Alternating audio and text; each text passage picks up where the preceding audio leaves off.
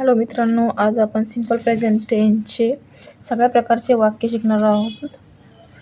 हे पॉझिटिव्ह, हे निगेटिव्ह, नंतर हे क्वेश्चनचंही आपण जे प्रश्न विचारतो त्याचंही क्वेश्चनचं पॉझिटिव्ह, निगेटिव्ह आणि WH फॅमिलीचे क्वेश्चन आणि निगेटिव्ह हे प्रकारचे सिंपल प्रेझेंट टेन्सचे हे 6 प्रकारचे वाक्य आहेत. आणि प्रत्येक ग्रामर रूलमध्ये सिंपल प्रेझेंटमध्ये हे 6 प्रकारचे हे आणि सिंपल कंटिन्यूमध्ये सुद्धा 6 प्रकारचे असेल आणि पास्टमध्येही 6 प्रकारचे असतात. आणि सगळ्या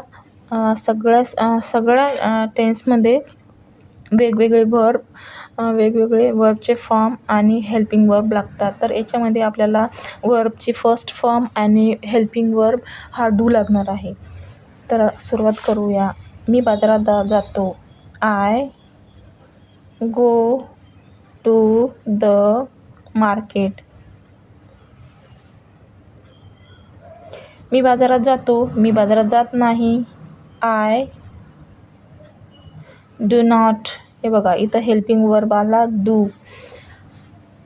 सिंपल प्रेझेंट ला पॉझिटिव्हमध्ये हेल्पिंग वर्ब नाही, तर निगेटिव्हसाठी आपल्याला डू हा भाड्याने घ्यावा लागतो. Helping verb I do not go to market. मी बाजारात जात नाही. मी बाजारात जातो का हा प्रश्न आहे. तर हा जे आपण प्रश्न, तू बाजारात जातो का, तू काम करतो का, तू शाळेत जातो का, तर का जर प्रश्न येत असला तर पहिलेच आपल्याला डू हा हेल्पिंग वर्ब घ्यावा लागतो. मी बाजारात जातो का, आपण कधी म्हणत नाही मी बाजारात जातो का, तू बाजारात जातो का. पण हे सगळे मीचे प्रश्न आहे म्हणून तुम्हाला समजासाठी मी आयच घेतला. मी बाजारात जातो का, do I go to the market. मी बाजारात जातो का, किंवा तुम्ही म्हणू शकता डूच्या ऐवजी, आयच्या ऐवजी तुम्ही यू झालं.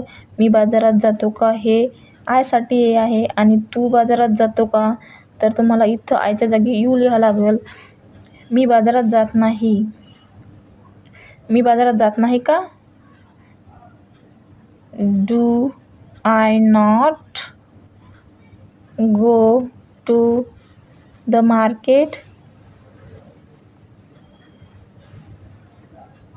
मी बाजारात जात नाही का, किंवा तू बाजारात जात नाही का, आयच्या ऐवजी यू, तू बाजारात जात नाही का. मी कधी बाजारात जातो.